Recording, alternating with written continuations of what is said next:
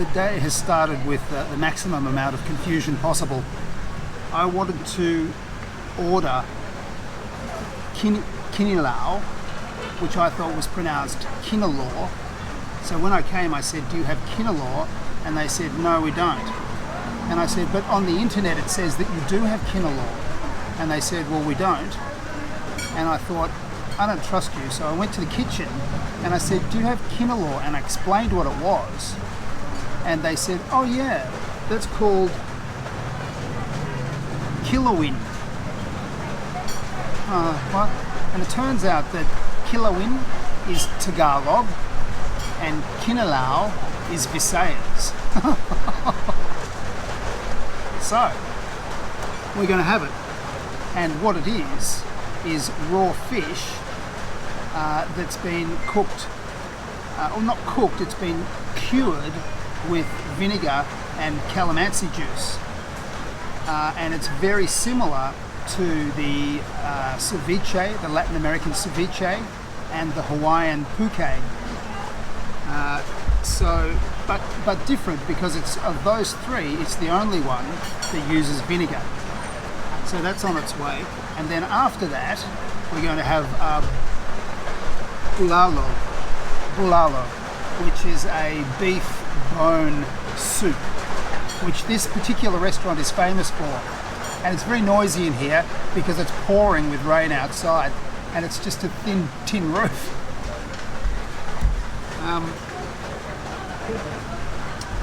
The very astute and observant among you may recognise this place, and it was where I did the Soup Number 5 vlog. But I've been seeing a psychologist since then, and she said, no, you're fine, you can go back. You're okay now.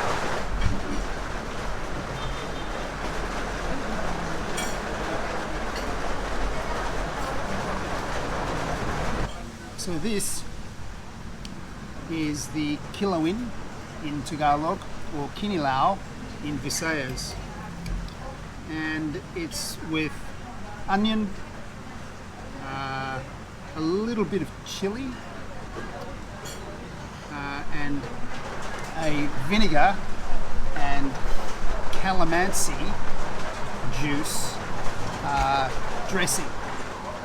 And the idea apparently is not to let the vinegar cure the fish for too long, because it denatures and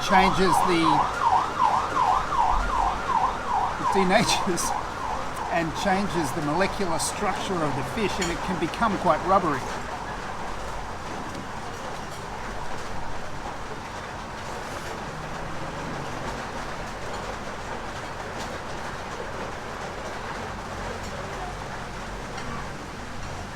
I can taste the vinegar very heavily with the calamansi,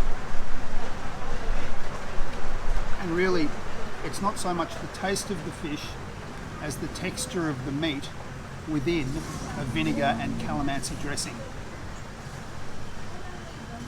So probably something of an acquired taste. It's quite fresh, but the vinegar seems a little bit overpowering. It's quite nice. So there's some ginger. Oh, it's quite spicy. There's some debate about the origin of this dish, with some people pointing to Latin American ceviche and saying that the Spanish probably introduced it to the local people when they colonised the Philippines. And there are others who contend that Kinilaw predates the arrival of the Spanish by hundreds, if not thousands of years. It seems logical to me to assume that people of this island nation would have experimented with ways of preparing their fish as a meal. Also, the people of the Philippines have been cooking using the adobo method of vinegar and salt to preserve their meat for many hundreds of years. This method would only have required slight adjustment for Kinilaw. There are also many regional variations to this dish depending on access to local ingredients. This Kinilaw is really quite spicy. There's quite a lot of chili in it. With the Hawaiian Poke bowl, I mean, that's been embellished upon and changed in so many countries around the world. In some places it doesn't resemble what it actually initially was. And in its most basic form, when it was made by Hawaiian people, it was essentially salted fish. So the salt was used as the curing agent. With ceviche, the curing agent was citrus fruit. And with Kinilaw, there are two curing agents: citrus juice and vinegar. This is the Bulalo, a gigantic bone in there. Really big.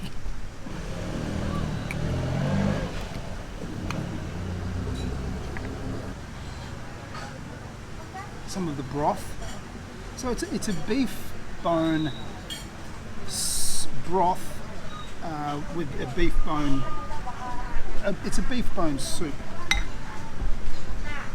Normally, I believe, well, maybe not normally, but often it's served with pechai, which is a leafy green vegetable, and corn. But this seems to be just meat. And this is the bulalo for one, which is about 340 pesos. And this place is famous for this. And it's called R&J Bulalohan's.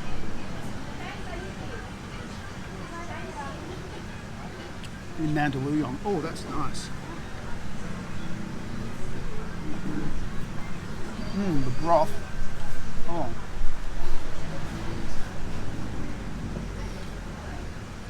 The broth is delicious. And the meat's been very tenderly stewed to the point where it's literally fallen off the bone. I don't usually eat a lot for lunch, and I think this is going to beat me. But massive value for money. I mean, really, this is enough for two people. Easily. I nearly left when I first came because they just couldn't understand me. And the reason for that, I would imagine, is that I'm the only foreigner here. I don't think they meet many foreigners who mispronounce the words of dishes. Well, I've eaten about 60, maybe 70% of the bulalo, and it's beaten me. I can't eat any more, but it's beaten me for all the right reasons. It was really tender, and the soup, or the broth, was delicious, and I just can't eat anymore. And also, I don't mind admitting, being stuck in Manila has made things a bit difficult in regard to vlogging. If anyone has any ideas, if there's anything you would like me to vlog, can you leave a comment below? Because I'm up for just about anything. Do you say kilawin or kinilaw? Yeah, but what do you say? Kinilaw. You say kinilaw. Kinilaw? Are you from Visayas? Are you Visayas? Visayas, sir. Yeah, Visayas. So Visayas is like Cebu and around there. Yes, sir. Are you Tagalog? Visaya. No. Visaya. You're Visaya as well. Yeah. So you say kinilaw. Kinilaw. Kilawin for Tagalog.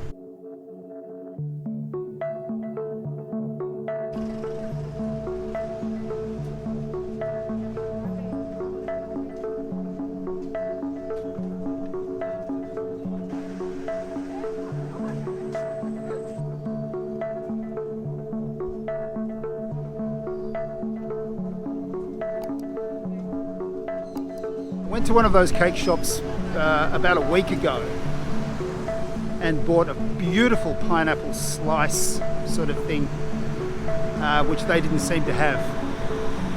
And that's what I'm looking for dessert after my kinilaw and bulalo. And at the moment, I'm walking through a place called Addition Hills. The population of Addition Hills has been growing exponentially every 10 years since 1980. It's estimated that well over 100,000 people live within 11 square kilometres.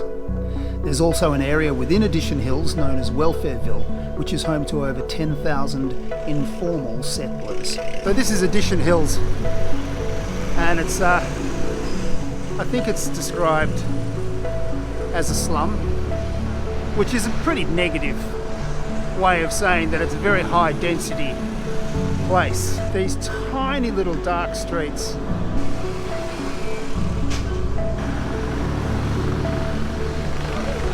And I still can't find my favourite cake. But this is a very colourful and diverse.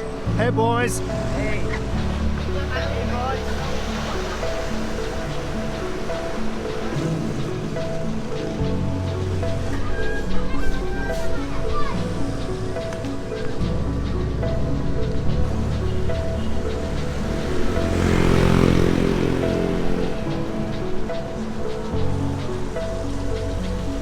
These buildings, they just seem to get ever higher and higher and higher.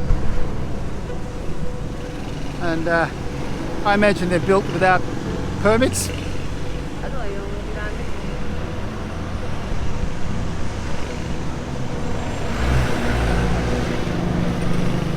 I have actually been inside Addition Hills, and the alleyways, it's all alleyways.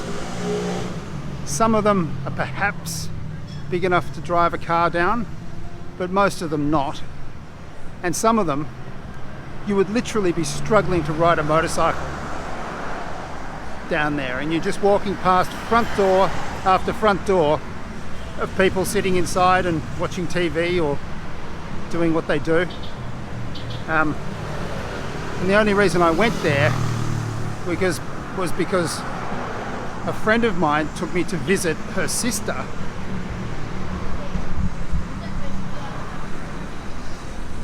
who lived there. And I don't think it would be appropriate, and possibly not safe, for me to go there on my own. Oh yes! These look fantastic. Oh. Can you explain? I want something sweet. Something sweet? Yeah. Do you have the pineapple slice? Do you remember me in another branch? Buko roll. No.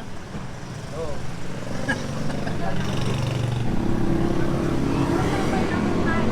Okay, one slice of pineapple pie. Purple one, is that ube? Yeah. Ube? Yes, yes sir. Yeah, ube. I'll have one of them. Puto. Ube flavor. Yeah, ube. 10 pesos. How much? Shout out someone. 57 pesos. 57. What's the name of your cake shop? Wako, Big Wako's Bake Shop, sir. Big Wakau's Cake Shop. Yes, sir. And where are we? Mandaluyong Block 6, sir. Mandaluyong Block 6. Yes, sir. Big Wakau's Cake Shop, Mandaluyong Block 6.